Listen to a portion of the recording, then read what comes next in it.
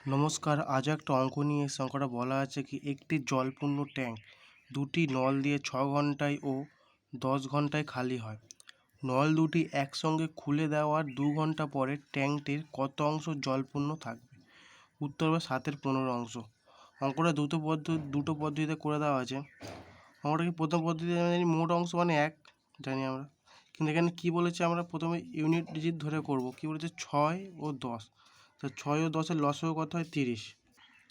তো আমরা unit digit ধরে মানে কি দুটো, তারপর যেটা বলার থাকবে সেটা লসাগু করবো, তাহলে কত হবে 30।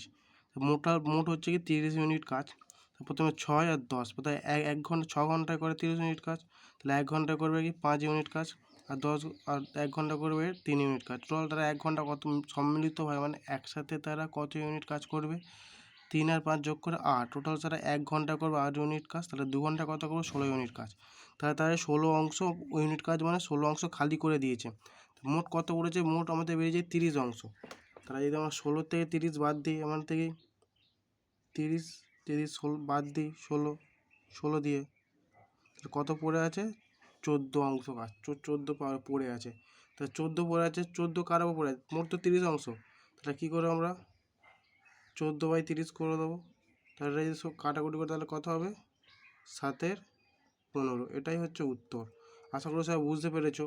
বা তোমরা অন্য একটা পদ্ধতি করতে হয়। ধরে নিই প্রথম নল প্রতি ঘন্টায় কত করে? 1/6 অংশ কাজ খালি করে। প্রথম টোটাল দ্বিতীয় নল করবে কত? 1/10 অংশ। তাহলে 1 হতে কত করবে? 1/6 প্লাস 1/10, তা কত হবে? 5/+3/3 8/30 অংশ। তাহলে 2 ঘন্টা কত করবে?